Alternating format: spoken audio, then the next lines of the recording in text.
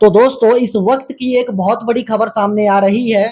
एक ऐसा समझौता होने जा रहा है जो दुनिया का नक्शा बदल देगा और साथ ही हम सबके जेब का बजट भी बदलने वाला है। यहाँ सालों से एक दूसरे के खून के प्यासे अमेरिका और ईरान के बीच एक ऐतिहासिक महाडील होने जा रही है। एक ऐसा युद्ध जो कभी भी तीसरे विश्व युद्ध में बदल सकता था, वो अब हमेशा के लिए टलने वाला है। और आपको जान करके हैरानी होगी कि इन दोनों महाशक्तियों के बीच यह समझौता करा कौन रहा है, कोई और नहीं, हमारा पड़ोसी देश पाकिस्तान। अब आप सभी के मन में होगा कि इस समझौते को लेकर के अमेरिकी राष्ट्रपति डोनाल्ड ट्रंप का क्या कहना है।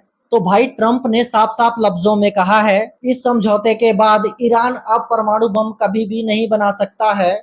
और परमाणु बम वो क्यों नहीं बना सकता, क्योंकि यह समझौता इसीलिए हो रहा है कि वो कभी परमाणु बम अब नहीं बनाए। और एक बात और, ट्रंप ने पुराने राष्ट्रपति बराक ओबामा पर भी सीधा निशाना साधते हुए बोला है। ओबामा ने ईरान को अरबों डॉलर और नगद कैश दिए थे। ट्रंप का साफ साफ कहना है कि मेरी इस डील में ईरान को 1 रुपया भी नहीं दिया जाएगा। ट्रंप का सबसे बड़ा दावा है कि जैसे ही इस समझौते पर दोनों देशों के साइन होंगे, समुद्र का सबसे वो महत्वपूर्ण रास्ता खुल जाएगा जहां से पूरी दुनिया का तेल आता जाता है और अभी भी बहुत से देशों का तेल वहां पर रुका हुआ है।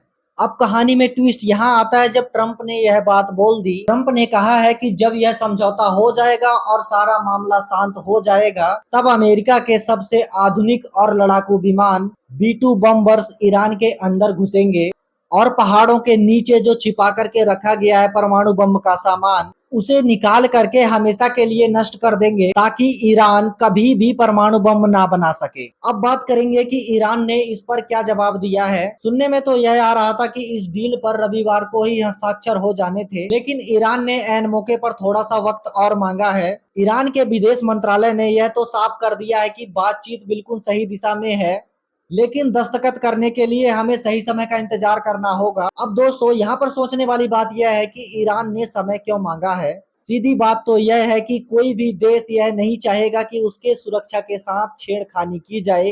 किसी भी दूसरे देश के लड़ाकू विमान उसके देश के आसमान पर उड़े, कोई भी देश अपने पहाड़ों के अंदर दूसरे देश के विमानों को घुसने की इजाजत नहीं देगा। ईरान इसी शर्त पर और सुरक्षा के कुछ जरूरी नियमों के बारीकी से जांच कर रहा है।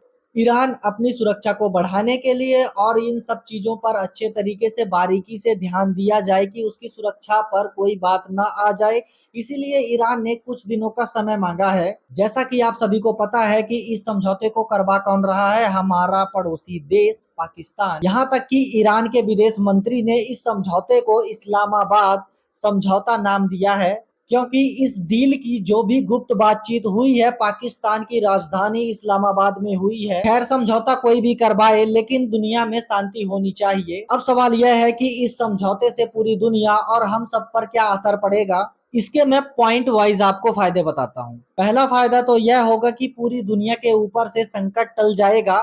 यह युद्ध तीसरे महायुद्ध में बदलने वाला था, उसकी संभावना टल जाएगी। दूसरा सबसे बड़ा फायदा यह होगा कि जो समुद्री रास्ता बंद है वह रास्ता खुल जाएगा और जो भी डीजल पेट्रोल और कच्चे तेल के रेट बढ़ रहे हैं, आसमान छू रहे हैं, उनके रेट कुछ कम हो सकते हैं और महंगाई से जूझ रही जनता को थोड़ी राहत मिलेगी। कुल मिलाकर के डील 99% तो पक्की है, बस आखिरी मोहर लगना बाकी है।